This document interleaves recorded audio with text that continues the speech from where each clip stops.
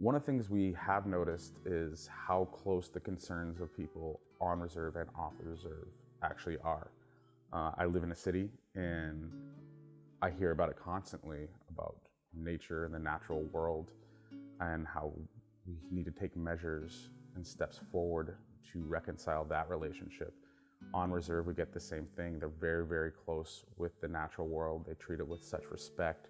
We get that constantly from elders on how they live in unison with nature and trying to reconcile the future for our youth.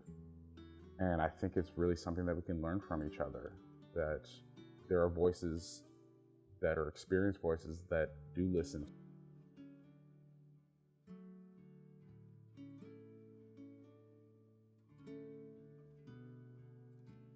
There's different worldviews out there, and Indigenous people, Anishinaabe people, the connection to the land, the respect paid to the land, the waters, like all the different elements out there, to the wind, to the fire. Like there's a respect of there's like a relationship there, and because we treat everything as living, we see everything as living, and everything has a spirit. And I think that's where our worldview clashes with non-Indigenous world. And I think, the whole world needs to know that, just look at the climate change happening right now. It's very serious. I think the UN, there was a report just released at the United Nations, and they got to start listening to Indigenous people. Look what's happening to the world. Are we going to keep on going this way?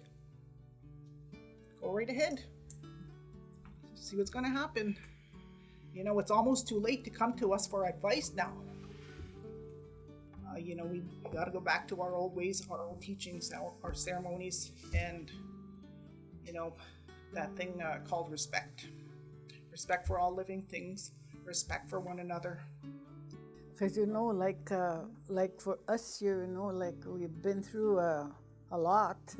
Like logging, we came with logging, and then mining, and all kinds of stuff, So for me, I think that's my obligation, to keep our area the same as when we moved here. Nothing would be disturbed like that, A lot of the younger generation in these communities, especially the younger generation, the very, very young generation, they're just itching for something more, itching for culture, itching for the ways of the past. And they learn more and more from different people in their communities. The connection to the land, the knowledge is there within also the stories. There's such a strong connection to the land, is the importance of knowing the roles. Because through knowing the roles of everything from those trees to the birds, to the purpose of why do they sing.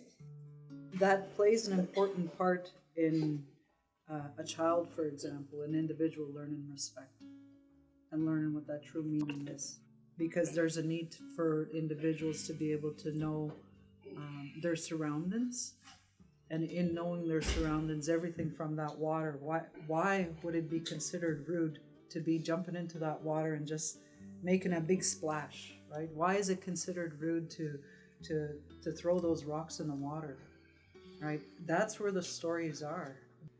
That's where the individual really learn. They learn important lessons. They learn important lessons like what messages does the wind teach you when the wind is blowing? What's that tornado teaching you when it comes? Right? So those are all the things of why there's such a connection. Yeah, I live in the bush. I never had a house here in the reserve, but I went back since 2003. One thing my father told me before he passed away, he said, "This is your turn to watch the land." And ever since I'm there, I've been doing that. You see, we're pretty much connected with the land. It's very spiritual in the bush. It's something we don't want to lose. And if you, as an example, what we are, it's like an animal you put in a cage. There's no way it's going to be of an healthy life. This is what we feel. Of all the things that's going on around, we need our freedom. And we were chosen to watch this land. That's what I believe.